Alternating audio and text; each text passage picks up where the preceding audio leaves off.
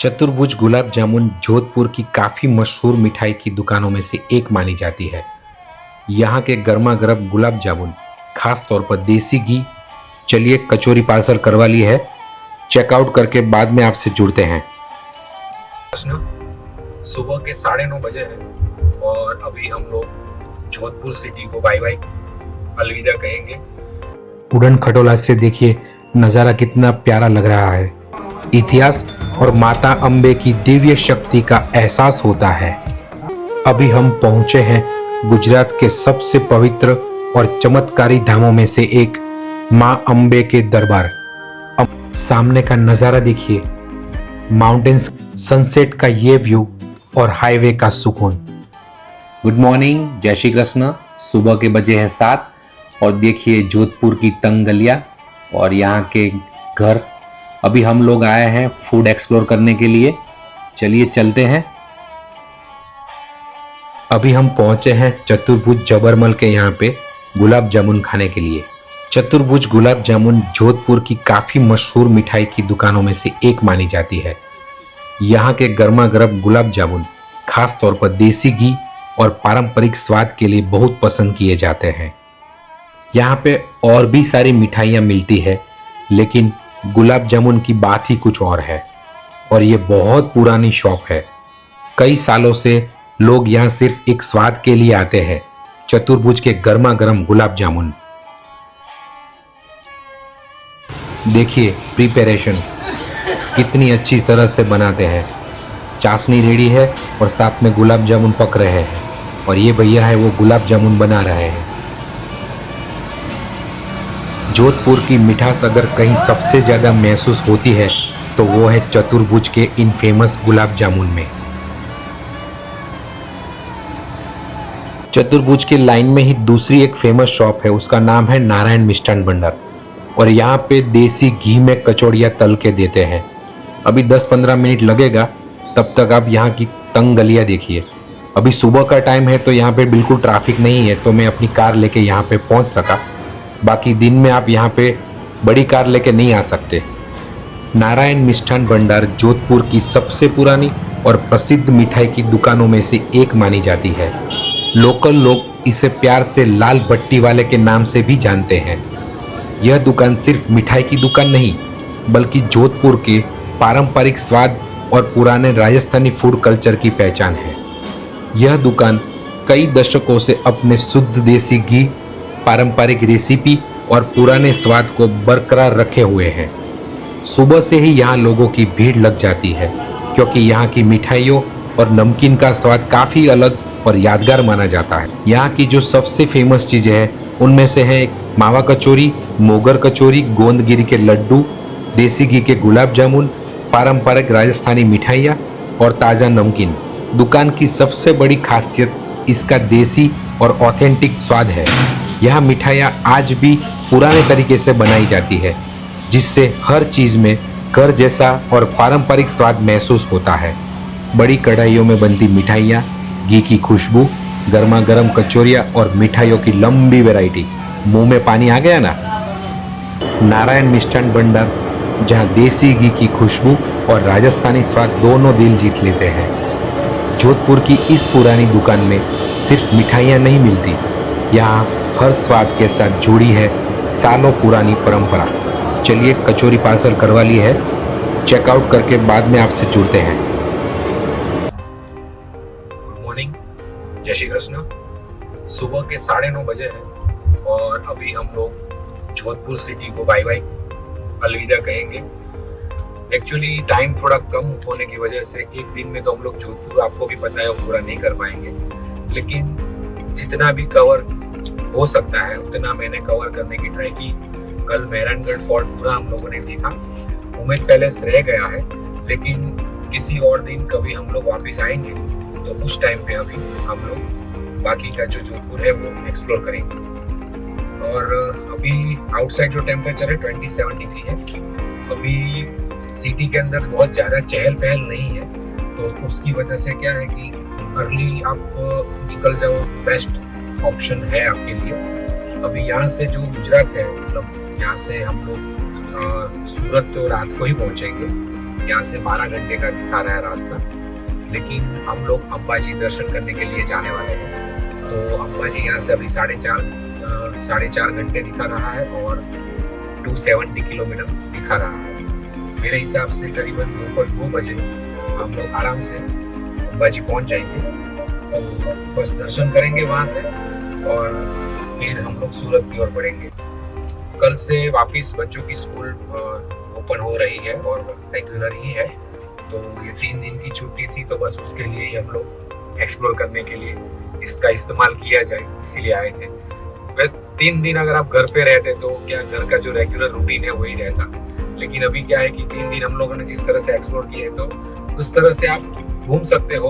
अपने फैमिली के संग बना रहना चाहिए कि भाई नहीं बस हमको जाना है घूमने के लिए, बाकी तो नहीं तो आप घर में बैठ के या तो IPL देखोगे या बच्चे कार्टून देखेंगे, टीवी देखेंगे, बस ऐसे ही आपकी 3 दिन की छुट्टी वेस्ट हो जाती। अभी नेक्स्ट जो हमारी ट्रिप है वो अभी मई में ही आएगी, उसके बीच में तो शायद अभी बच्चों की स्कूल चालू है तो हम लोग कहीं नहीं जा पाएंगे। देखते हैं बीच में अगर कुछ ऐसा हुआ प्लान तो। आप लोग अभी मेरी जो भी सीरीज़ चल रही है नॉर्थ ईस्ट की है, हैदराबाद की है, इसके बाद अभी द्वारका की आएगी और उसके बाद जोधपुर की आएगी, तो आप सीरीज़ हमारी ब्लॉग देखिए और मज़े कीजिए और कुछ उसमें इम्प्रूवमेंट अगर हो आप उस अपने सजेशन वगैरह दीजिए। और आप देखिए रास्ते अभी आउटर जो है जोधपुर के वो ओपन है, बहुत ही वाइड है। वैसे सिटी अच्छा है, वेल प्लान जैसा ही बोल सकते हैं, लेकिन कोई कंपैरिजन नहीं है, लेकिन थोड़ा गंदा है कंपेयर टू सूरत। कंपेयर नहीं करना चाहिए, लेकिन ऐसे ही मैं बोल रहा हूँ। बाकी ओवरऑल सिटी बहुत बढ़िया है। कल हम लोगों ने 3-4 यहाँ के कचौरी है वगैरह एक्सप्लोर किया, वो आपको मैं ब्लॉग पे दिखाऊंगा ही। और अभी जो नेक्स्ट हमारा डेस्टिनेशन होगा उसके लिए रिगार्डिंग मैं आपको नेक्स्ट ब्लॉग में आपको हिंट दूंगा, उसके बाद आपको पता चल जाएगा कि हम लोग मई में कौन सा प्लान कर रहे हैं। बस तो बने रहिए हमारे साथ और जर्नी का आनंद लीजिए सूरत तक का। माइल्स एंड मेमोरीज विद योगी को लाइक, शेयर और सब्सक्राइब कीजिए और आप लोगों का जो प्यार है यूं ही बरसाते रहिए। कार की विंडो में से अभी जो नज़ारे दिख रहे हैं आप देखिए, माउंटेन दिख रहा है और नीचे खेत, कितना मस्त लग रहा है ना। सफर लंबा हो तो क्या, रास्तों में सुकून मिलना चाहिए। मंजिल चाहे कहीं भी हो, बस साथ आसमान और पहाड़ों का होना चाहिए। ये सड़कें भी बड़ी अजीब होती है, कभी मंजिल तक ले जाती है तो कभी खुद से मिला जाती है। पहाड़ दूर सही पर उनका एहसास पास है। इस खुले रास्ते में ही आज दिल को थोड़ा सुकून खास है।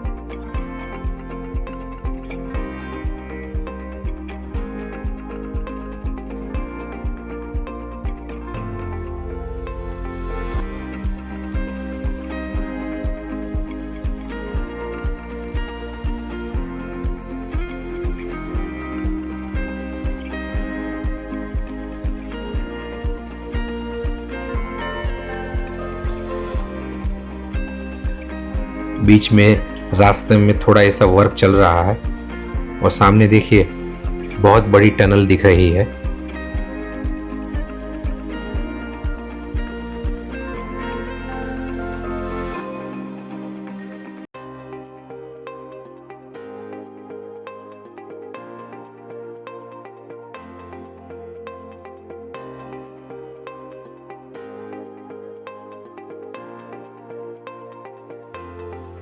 टनल क्रॉस करते ही सामने देखिए नज़ारा पूरा चेंज हो गया, ब्यूटीफुल। सामने माउंटेन पे देखिए जैन देरासर बनाया है।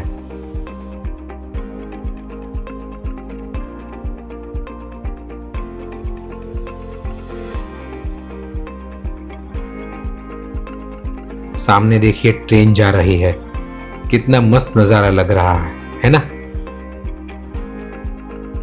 दोपहर के 12:30 बजे हैं और अभी भी यहाँ से अंबाजी 31 किलोमीटर दूर है।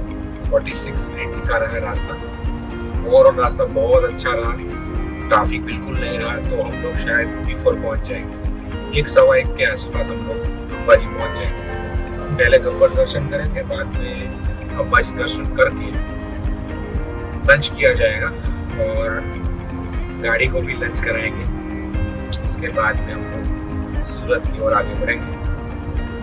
अब यहाँ का जो आसपास का भौगोलिक स्थान है, आप देखिए, ये जैसे राजस्थान से हम लोग गुजरात की ओर एंटर होते हैं तो ये दिखता है इस तरह से, आपको पता ही चल जाएगा कि अभी माउंट आबू आएगा या फिर आबू रोड आएगा।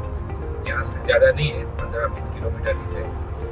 तो ये पूरा जो रीजन है वो बहुत सुंदर लगता है, पहाड़ है और बीच में अगर आप मानसून में आओ ना तो ये माहौल और भी अच्छा लगता है।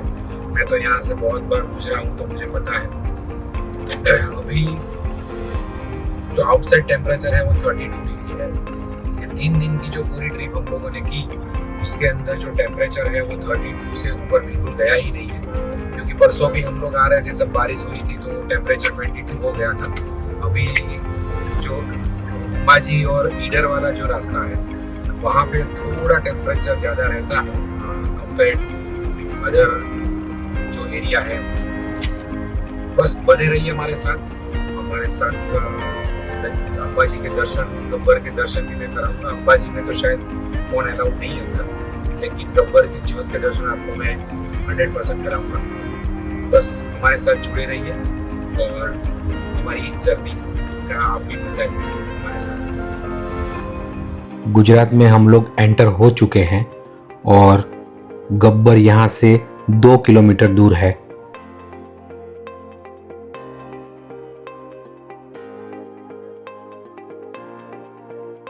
ये सीधा रास्ता अंबाजी की ओर जाता है और सर्कल से अगर राइट साइड आप मुड़ गए तो ये रास्ता आपको गब्बर तक लेके जाएगा।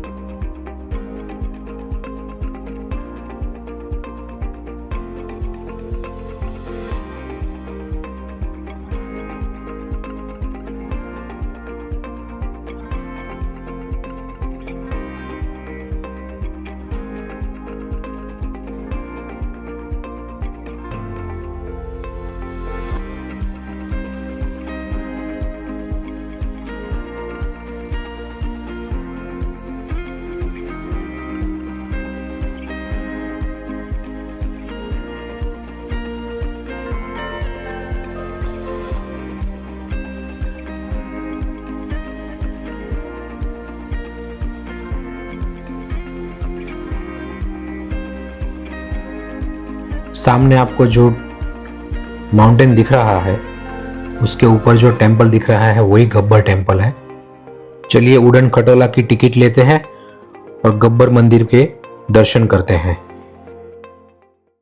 उड़न खटोला से देखिए नज़ारा कितना प्यारा लग रहा है। उड़न खटोला की जो टिकट है वो एडल्ट के लिए है 125 रुपया और बच्चों के लिए है 70 रुपये। उड़न खटोला में नीचे से ऊपर आने में 5 से 7 मिनट का टाइम ही लगता है, लेकिन थोड़ा रश रहता है तो उसकी वजह से लाइन में आपको आधा घंटा खड़ा रहना पड़ेगा। अगर आप पैदल ऊपर आना चाहते हैं तो 999 सीढ़ियाँ चढ़ के आपको ऊपर आना पड़ेगा। उसके लिए 2 से 3 घंटा लग सकता है।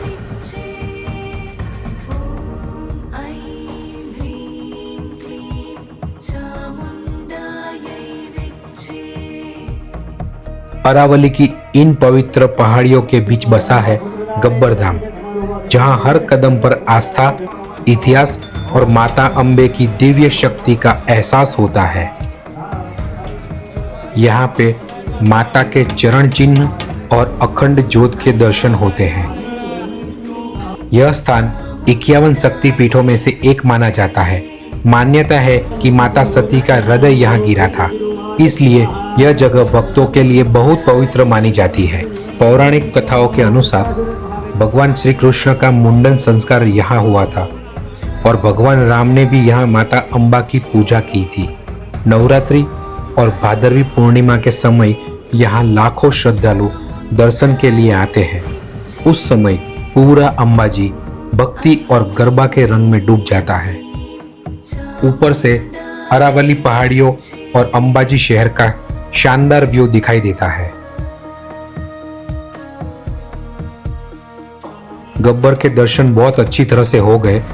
चलिए नीचे चलते हैं और मेन जो माता जी का टेम्पल है वहां पे दर्शन करते हैं।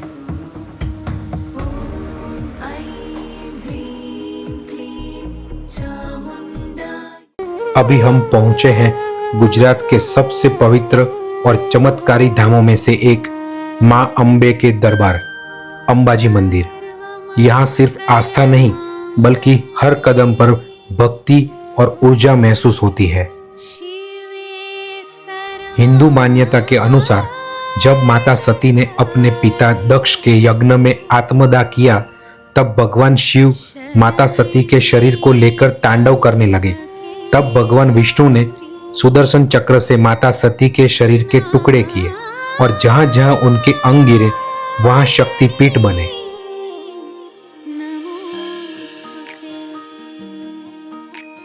मान्यता है कि अंबाजी में माता सती का हृदय गिरा था, इसलिए यह स्थान 51 शक्तिपीठों में से बहुत खास माना जाता है। अंबाजी माता टेम्पल की सबसे खास बात यह है कि यहाँ माता की कोई मूर्ति नहीं है। यहाँ श्री विजय यंत्र की पूजा होती है जिसे बहुत पवित्र माना जाता है। इस यंत्र के दर्शन सीधे नहीं किए जाते और मंदिर के अंदर फोटोग्राफी भी मना है। मंदिर सफेद संगमरमर से बना हुआ है और ऊपर सोने का शिखर इसकी खूबसूरती को और बढ़ाता है। रात में जब पूरा मंदिर रोशनी से जगमगाता है तब इसका नजारा बेहद अद्भुत लगता है।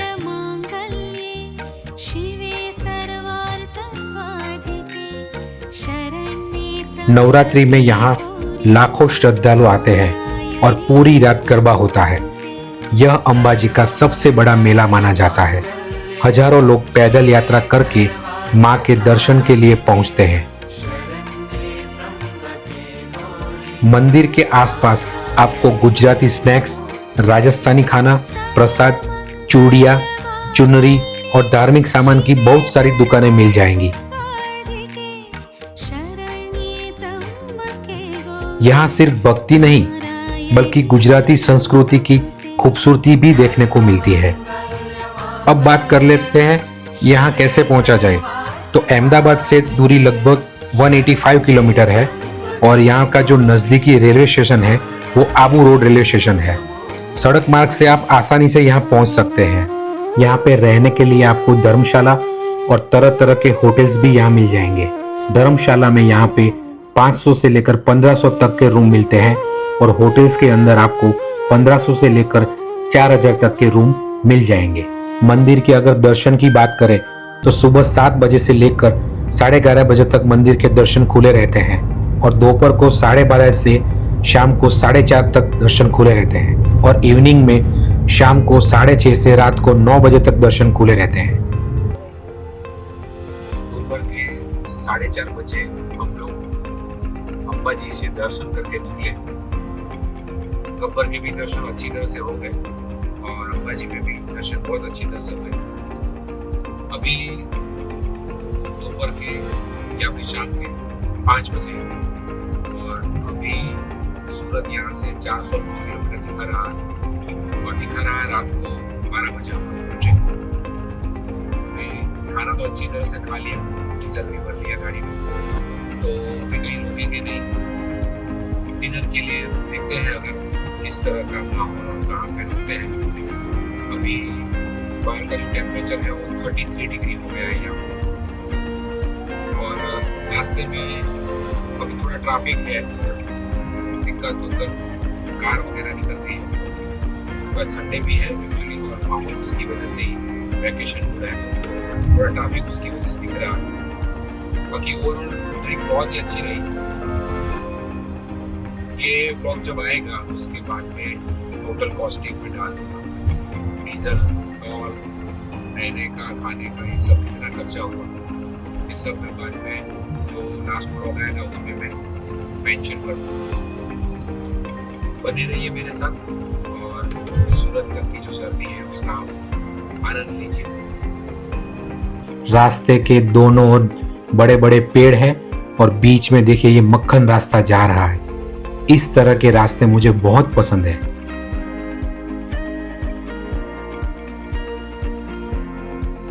रास्ता तो वैसे सीधा और मक्खन है, लेकिन बीच बीच में ऐसा टेढ़ा मेढ़ा और घुमावदार आता रहता है।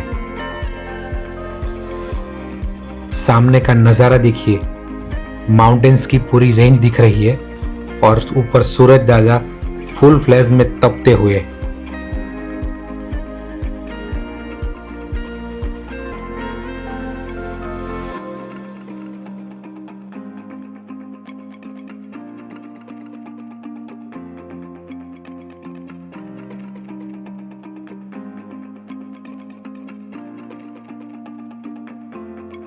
अहमदाबाद यहाँ से 30 किलोमीटर दूर है और बच्चों ने कॉफी पीने के लिए गाड़ी रुकवा दी है।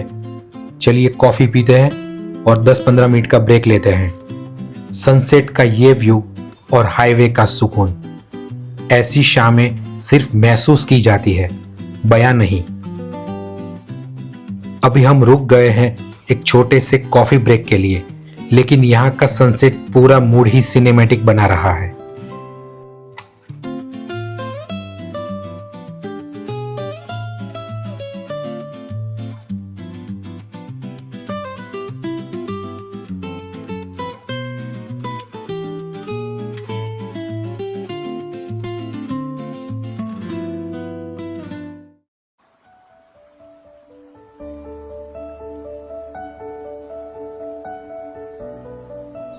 डूबता सूरज भी क्या खूब पैगाम देता है। हर खत्म होने वाला लम्हा एक नई शुरुआत देता है। ये शाम नहीं, सफर की थकान पर प्रकृति का प्यार है। क्षितिज पर बिखरे ये रंग कह रहे हैं, कुछ रास्ते मंजिल से ज्यादा खूबसूरत होते हैं।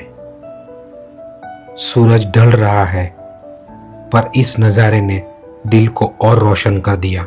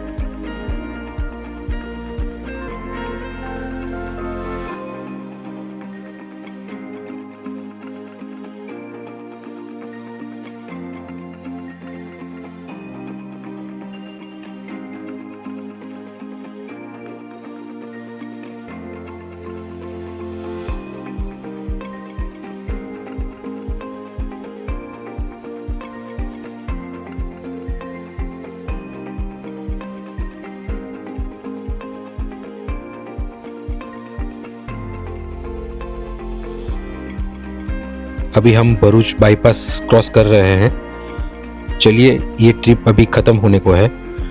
टोटल जो कॉस्टिंग आई है ये ट्रिप की वो 21,000 आई है, including diesel, food, stay and जो भी टिकट्स वगैरह थी सब इंक्लूड होके। फिर मिलेंगे एक नई जर्नी में, नए सफ़र में, नई यादों के साथ। माइल्स एंड मेमोरीज विथ योगी को आप यूं ही प्यार देते रहिए। चैनल को शेयर, लाइक एंड सब्सक्राइब कीजिए, कमेंट भी कीजिए। हम जो कंटेंट बनाते हैं उसमें मेहनत लगती है और आपका जो सपोर्ट है वो हमें एनकरेज करता है। मिलते हैं नए व्लॉग में, तब तक के लिए जय Shri Krishna and drive safe.